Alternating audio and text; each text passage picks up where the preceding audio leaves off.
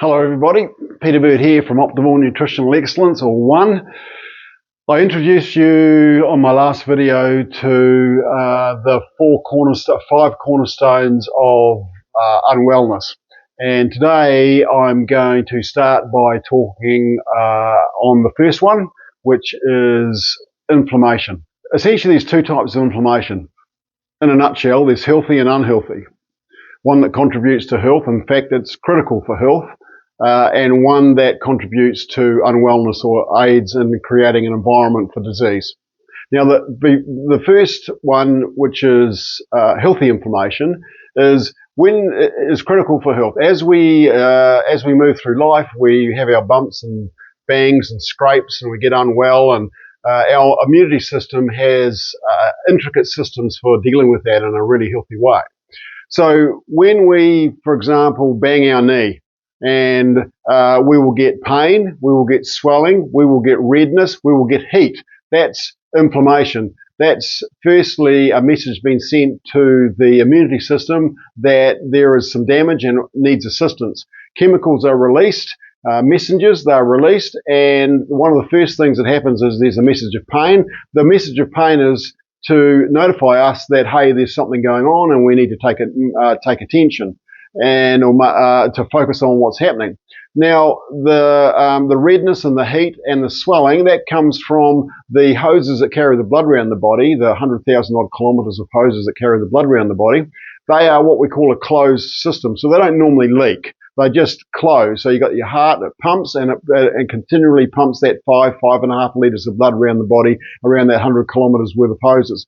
Now, when there's an issue, when there's an area of damage, then the first thing that needs to happen is that little section or that area that's been damaged becomes leaky. And that leakiness allows the immunity system or the repair crew, if we use the analogy of a car accident or a car wreck, it allows the emergency services to get into that area of damage, which it wouldn't be able to do if that hose wasn't leaky. So that causes the swelling. And the redness is as we get more activity of cells going to that area, or immunity cells going to that area for the cleanup. And that's the heat too, because there's more movement. Over a period of time, usually a few days, couple of days, 3 days, 4 days, depending on the injury, that swelling goes down, the heat goes down, the discomfort goes down, and the redness goes down, and away we go back to our normal healthy activity again. So the injury is what we call the trigger. The trigger sends a message to the immunity system. The immunity system starts a whole process of mobilizing the emergency services. It deals with the trigger. In other words, it clears up the car wreck, and it takes the injured away, and it removes all the damaged products, and it replaces anything that's been knocked over or damaged, and on we go for our healthy life. That is normal. That's imperative, that process. That's a normal healing process of inflammation. Now, we've got systemic, so that's what we call localized inflammation. In other words, it just happens in a particular area of the body. So as I say, that's healthy. Now we've got the other type of inflammation, which is called systemic inflammation. Now, systemic inflammation is when we get, and it can happen in multiple areas of the body and have multiple causation to it. But let's just look at one area of systemic inflammation. One area of systemic inflammation would be that if you're carrying fat cells, if you're carrying extra fat on your body, as those fat cells start to fill up, if you like a balloon, as they fill up, they get pushed further and further away from the vascular system, or the system that carries the blood around the body, which carries nutrients and what most importantly carries oxygen. And every cell needs oxygen. If you don't have oxygen, you just try holding your breath for a period of time or sticking your head underwater for any period of time. It's pretty self-limiting.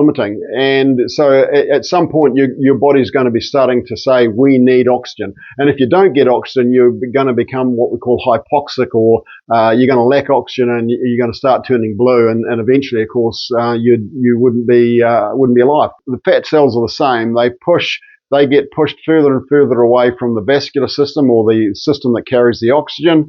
And as they do, they become hypoxic, or they start starving for oxygen, and they send out a message to the immunity system, which causes an inflammatory response. That's it in short. They also, big fat cells also leak out fatty acids, and that also causes an inflammatory response. Now, I won't go on into it in any more greater detail than that, but there's multiple systems within the body. There's multiple causes for systemic inflammation. The typical Western diet, not only does it can lead to obesity, but if it's high in animal protein and ultra-processed foods, that they alone cause inflammation or systemic inflammation in the body. So what happens is, of course, that is a situation that can't be resolved easily. So the trigger, if you like, is kept on getting pulled. And so the message for the inflammatory response or the repair crew to come out keeps on being generated. So you get this continuous inflammatory response happening in the body. And of course, like a fire and the fire engine coming to put out the fire, there's always going to be collateral damage. So when you get an inflammatory response and the emergency services come and they resolve that issue, they resolve the inflammation, then you're always going to have some sort of cellular damage, or if you can relate it to a fire, you're going to have water damage, you're going to have damage from the fire. So even when a trigger is resolved, or the issues of inflammation has been resolved, there's always going to be residual damage that the body has to repair. In the case of systemic inflammation, that damage is continuous, because the inflammatory process is continuous, because the trigger isn't getting resolved. It's what you're eating. It's the environment. It's what you're putting into your body. And as you get fatter, of course, as I explained, that inflammatory process just becomes exaggerated. So to resolve, the good news, the bad news here is that will lead on to disease. Eventually, you'll get enough damage, cellular damage. You'll have enough toxins and byproducts being released from this continuous inflammation that will lead on to disease. And you certainly, by having systemic inflammation, you're creating an ideal environment for disease to be manifested. So, quite simply, one of the first things you need to do is reduce down or remove the typical Western diet, or all those triggers.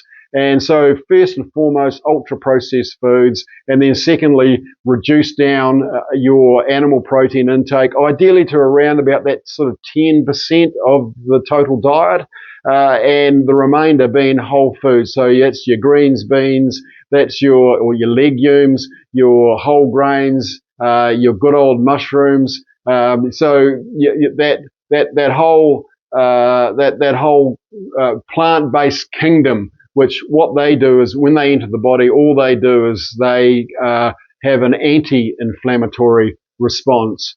So they counteract the inflammation, and not only do they do that, they also repair the damage that's been undertaken or been happening within the body. So that's it in a nutshell. That's your inflammation. That's your localized inflammation, which is really necessary for life, critical for life. And then we have systemic inflammation that is over time causes disease. And in fact, you may very well have some sort of inflammatory disease often a disease presents itself, like some sort of systemic inflammatory disease. But before that happens, you'll start to get, there'll be subtle symptoms, maybe just a bit achy joints. Maybe you might have some vision problems. Not always, of course, vision problems can be related to systemic inflammation, but that can be an issue. Fatigue, brain fog, those kind of rashes and types of psoriasis or eczema or those types of things, they can be related to systemic inflammation. So what I would be saying to you first and foremost is if you've got those type of symptoms, reduce down your animal protein. Ideally, what you would do is remove animal protein and ultra-processed foods for a period of time, maybe 3 or 4 weeks, and see how you are responding. My clients in Optimal Nutritional Excellence that come to me with these sort of conditions, they see significant improvements within the first week, within the first 4 to 5 days. So that's my spiel today. It's been lovely to catch up with you. It's always great to see you. Keep an eye on my YouTube channel, because over the next few weeks I'll be presenting the other 4 aspects of or cornerstones of unwellness. That will be the next one will be on insulin resistance, and then we're going to talk about DNA mutation, and then we'll be talking about telomere destruction, and the very final one will be on microbiome dysbiosis, or the gut. Okay, catch you later. Hi everybody, I hope that you've enjoyed this video. If you could like and subscribe, that would mean a great deal to me. It means that we can get the message out a lot wider, and that's my mission, is to be able to provide simple, clear, concise nutritional information and deliver it in a way that's understandable and usable.